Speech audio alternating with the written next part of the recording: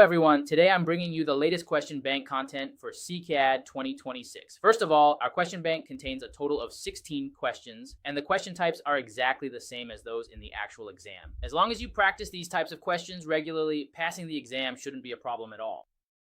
Here, we will bring you new content every day. Which new question are we starting with? Today, let's look at the first question, which is about an RBAC authorization issue. So regarding this authorization, this question is actually asking us to set specific RBAC permissions for a department resource. But what exact permissions, the question itself doesn't specify. This is something to pay attention to in this question. The question itself doesn't tell us what specific permissions need to be added. It just says that permissions are required. Let's pause for a short announcement. Friends, if you're currently preparing for this ITification exam, or if you've been studying for a while but don't feel your preparation is very efficient, this is something you shouldn't miss. Our team has been focused on its certification dumps for 16 years, doing one thing consistently, organizing the most up-to-date, most exam accurate, and easiest to use dumps to help candidates pass their exams more efficiently.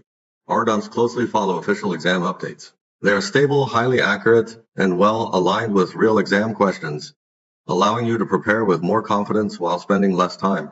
If you'd like to get the dumps for this exam and pass the certification faster, you can contact us directly via WhatsApp or YouTube private messages. We're happy to explain the latest update dates, dump stability, exam policies in different countries, as well as any current purchase discounts.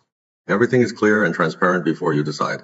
We also place great importance on payment security and privacy protection. The entire purchasing process is simple and secure, with no unnecessary data collection. Your personal information and privacy are fully protected.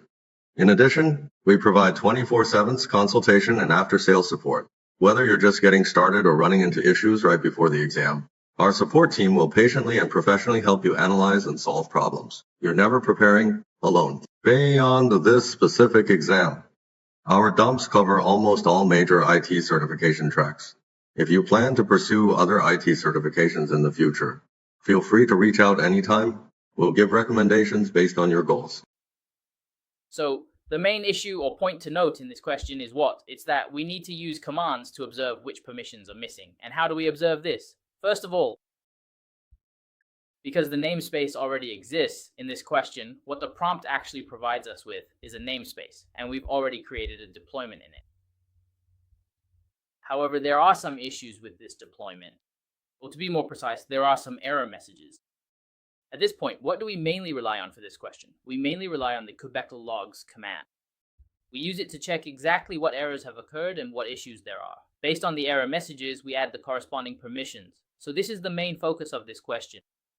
That is, we need to observe the logs to see what is missing in this question, what permissions are lacking. This is the main point of this question. This is what the question is designed to test. First of all, in most cases, there aren't many issues with this question, and the errors that do occur are generally quite similar. However, what should everyone pay attention to? You need to pay attention to some parameter issues, okay? Usually the main problem with this question is that something is missing. It's lacking something.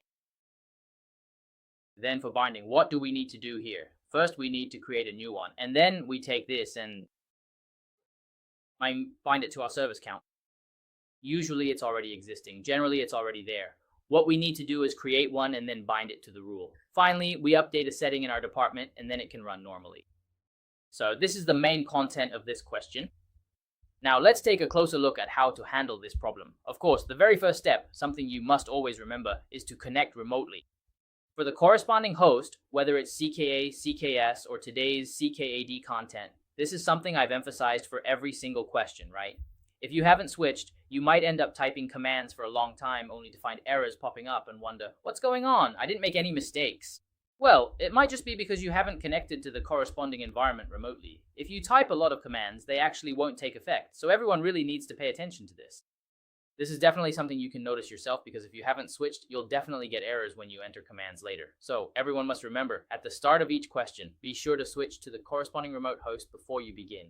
After finishing each question, make sure to exit first and then enter the remote environment for the next question. For each question here, I actually enter a different environment. So what do we need to do? Right? We need to pay extra attention to this. All right, so next, let's take a detailed look at the solution method for this question. First, let's remotely connect to our practice environment. Okay, now let's take a look at this ourselves. This is an RBAC authorization bypass question. First, let's enter the environment. After entering the environment, what should we do next? The very first step is to check the specific error message. First, we use the kubectl command with the n option. Adding our namespace here basically means that if you write the namespace first, it's much more convenient to autocomplete the following content. The first option after every command should always be n. Don't write anything else first. Of course, the order isn't actually that important, but if you put n first, it makes auto-completion easier. If you don't use n, auto-completion won't actually work, because otherwise it doesn't know which namespace's resources you want to access. Once you have the namespace, it can quickly help you auto-complete the content you want. In fact, throughout this process, I barely typed any letters myself. Everything was completed through auto-completion. Now let's take a much closer look right here at this point at our very specific. Let's check the logs here to view the pod logs. Okay, there's an error here. What does it say? It says our service couldn't be found, right? Yeah, it couldn't be found. What couldn't be found? Our code logs couldn't be found. Here, when we use Ctrl+N to check the logs on the corresponding screen, we notice, what does the prompt say? It says I can't view the log. And then we also have another one. Let me check another log file. This other one is specifically for the RF system. This error message is more detailed, more comprehensive. This error is about, it says it can't list, right? It can't list code. It's also missing a permission to view something. The main issue is the lack of permission to view. That's the main reason for this error. And actually, in this error message, there's just one line that's repeated many times. It's just the same line repeated. The error itself is just one sentence. So next, let's take a closer look at this error and see how we can handle it. First of all, on our side, let's first check in our namespace. The existing. First, let's write down the namespace. Then, let's take a look at the current role issues. So here there are 3 roles in total, right? 3 roles. At this point, what do we need to check first? We need to check the permissions of these 3 roles. Let's check the permissions of the 3 roles first. How do we check? We use kubectl, then add n followed by our namespace, and then add describe, which means to view detailed information. Then we check the information for each role here. For example, this is the first one. Next, let's check the second one and list all 3 of them. Let's compare them and see how they look. Is there any obvious issue? At this point, we have 3 in total, and the last one is pull locks. So there are 3 in total, right? By observing the permissions of these 3 here, we can clearly see that only the pull 1, the one with list, right? We can see that only the port list one has what? Yes, it has. Its permissions are put, get, and list, right? Put, get, list. So, looking at this right here, what is the primary issue here? It is that there is something crucial missing from the setup, right? It is missing this specific permission setting. So what should we use to resolve this? So we should use this rule because the error above is due to a lack of permission. It's missing this permission. So now what should we do? We should use the corresponding get and list rule to do what? To bind it, to perform a binding. In the end, the rule we bind is our port list one. Next, of course, there's still another condition for our binding that hasn't been met yet, right? What is the other condition? It's our service account. So here, the first step we need to take is what? First, proceed as usual. Create one. We'll use the create command to create a new service account. Here, we can use the abbreviation SA, which stands for service account. And for the service account created here, everyone must pay close attention. Any parameter names mentioned in the question must be written correctly. If you get them wrong, no one will check them for you, okay? After creating it here, we can then proceed to bind our roles and then here, after n, add our namespace. And then add our create role binding at the end. So, create the role binding. As for the name, unless the question specifically requires a certain name, you can name it whatever you like. If there is a required name, make sure to follow the instructions in the question. Set it up, and next we need to fill in the information for service account. So what should it be? It should be equal to, let me check the name for thread count here. We have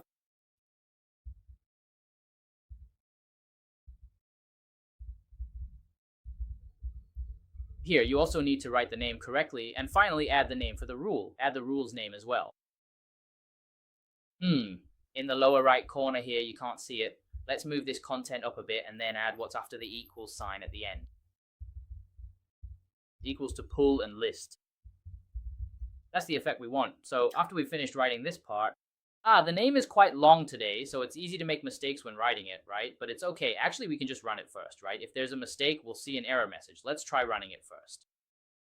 If it runs normally, that means first, there are no syntax errors, and second, the name is actually correct as well. Why is that? Why did I say earlier that no one would help us check the name? What's the reason? It's because we've already created it now, so if the name was wrong, there would definitely be an error when creating it here.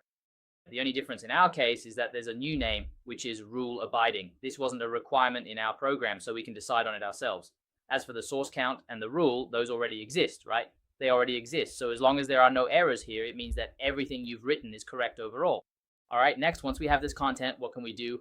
Next, we can start letting our deployment, right? Let's update it. Now we have this permission, right? Yes, we've added all the necessary permissions. So next, let's set the slice count. Who do we assign it to our deployment?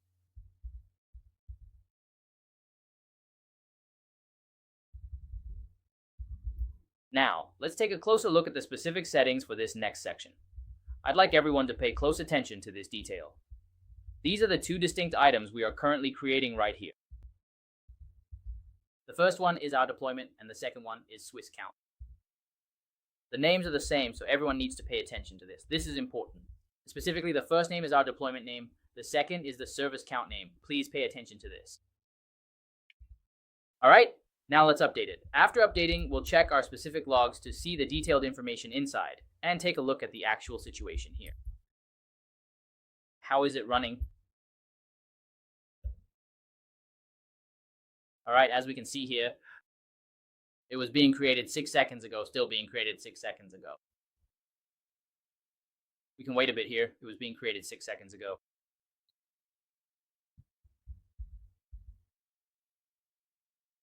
All right, over here.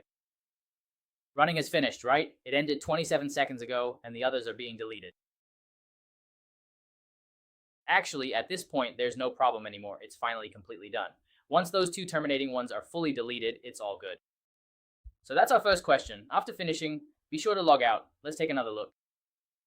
All right, okay, no problem. Another one has come up here. Actually, as long as everything here is deleted, it's considered finished. Once everything is deleted, it's done. Actually, at this point, everyone can already log out. Why? Because logging out here won't affect anything. It won't impact any subsequent developments, and it won't affect its later operation. Because here, actually, each environment is independent. There's really not much connection between them. So after you log out and then connect remotely to the environment for the next question, it's a completely different environment. So for some questions here, actually, for many questions, after you finish executing, it might ask you to wait a minute or two, or maybe 2 or 3 minutes. In these cases, you can just skip ahead and do the next question first. After finishing the next question, you can come back and check whether the result for the previous one is normal, right? This is actually a relatively time-saving method because our exam time is only 2 hours. So everyone really needs to pay attention, okay? 2 hours means you have to complete 16 questions, so you really need to save time. Make sure to save time. All right, as for this part, you actually don't need to worry about permitting here because it will be deleted in a moment. It will be removed with just a swipe. So you don't need to do too much here. No need to manage it. Don't manage it anymore. So this is our final result. This is the content of the first question. Basically, it's mainly about checking what permissions are missing based on the content. So which permission is missing? Once we identify it, we just need to bind this rule to the corresponding service account, then provide this binding information to our deployment and let the deployment proceed normally. Once the update takes effect, we can create our resources as usual. All right, we won't wait here any longer. This concludes the content of our first question. Once it's completely deleted, there won't be any issues. That's our first question. In the future, we will bring you a new question every day. You might want to follow us for updates. If you have any questions, feel free to discuss them in the comments section. If you want access to the question bank, you can also do what in the comments section? You can interact there. Let's communicate and share. All right, that's all for today. Goodbye, everyone. See you next time.